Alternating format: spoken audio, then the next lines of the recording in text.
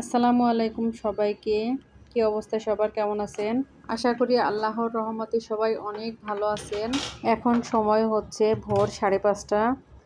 আমি ফজরের নামাজ পড়ে তো রান্না করতে এসেছি। আর এত সকালে আমি কি জন্য রান্না করছি সেটা আপনাদের সাথে শেয়ার করব। তো আগে বলে আমি কি রান্না করব। দেখতেই পাচ্ছেন যে আলু আর টমেটো। তো আলু টমেটো ছোটো মাছ দিয়ে চচ্চড়ি করব, আর মসুরের ডাল ভর্তা করব, আর সাদা ভাত রান্না করব। তো ভাত অলরেডি রান্না বসাই দিয়েছি, মানে চাল ধুয়ে দিয়েছি নামাজ পড়ে এসে, আর এখন কাটাকাটি করে নিচ্ছি। এখন বলি কি জন্য আমি এত ভোরবেলা রান্না করতে এসেছি। তো গতকাল আমার শাশুড়ি হসপিটালে ভর্তি হয়েছে। তো সেখানে ভাবি আছে, মানে আমার বড় যা। তো ভাবির জন্য রান্না বান্না করে দিব। একটু পরে ভাইয়া যাবে হসপিটালে। তো ভাইয়ার কাছে ভাবির জন্য খাবার দিয়ে দিব।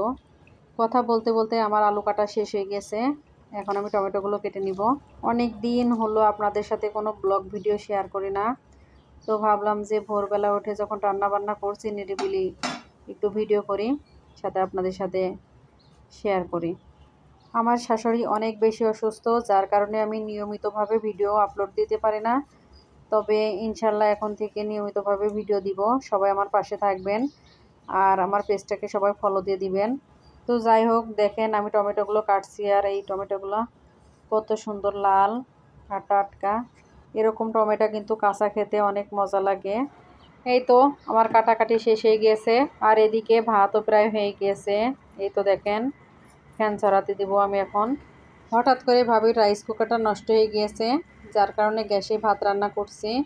আর আমি অবশ্য বসা ভাত রান্না করতে পারি না, এই জন্য ফ্যান ঝরাবো ভাতের। এখন আমি টমেটো আর আলুর ভিতরে পেঁয়াজ, কাঁচামরিচ, হলুদ, লবণ, তারপরে যত মশলা লাগে সব কিছু দিয়ে মাছ দিয়ে ভালো করে মাখিয়ে পানি দিয়ে তারপরে বসাই দিচ্ছি। এই তো দেখেন আমি পরিমাণ মতো পানি একবারে দিয়ে দিলাম। এখন এটা চুলার করে দিয়ে দিব। আর আরেক পাশে আমি ডাল সিদ্ধ করতে দিব। এই যে দেখেন আমি ডাল সিদ্ধ করতে দিয়েছি। তো রান্না বান্না চলুক, কিছুক্ষণ পর আবার আসছি। এখানে আমি কিছু পেঁয়াজ কেটে রাখছি, এটা ডাল ভর্তার জন্য কাটছি। পেঁয়াজটা ভেজে ডাল ভর্তা করব। যেহেতু হসপিটালে পাঠাবো, এই জন্য পেঁয়াজটা ভেজে যদি ভর্তা বানাই তাহলে ভর্তাটা সহজে নষ্ট হবে না। আমার মনে হয় কাঁচা পেঁয়াজ দিয়ে ভর্তা করলে খেতে অনেক বেশি মজা হয়, কিন্তু বেশিক্ষণ সেটা থাকে না, নষ্ট হয়ে যায়। আর সেজন্য আমি পেঁয়াজটা ভেজে দিব। আর এই তো ডালগুলো আমি এখন হাঁড়ির ভিতর থেকে প্লেটে তুলে নিচ্ছি, ভর্তাটা করে নিব।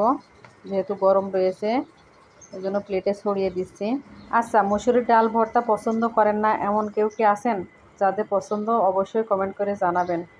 তো যাই হোক, আজকে ভর্তা করতে করতে ভিডিওটা এখানেই শেষ করে দিচ্ছি। সবাই ভালো থাকবেন, সুস্থ থাকবেন। আল্লাহ হাফেজ। আসসালামু আলাইকুম।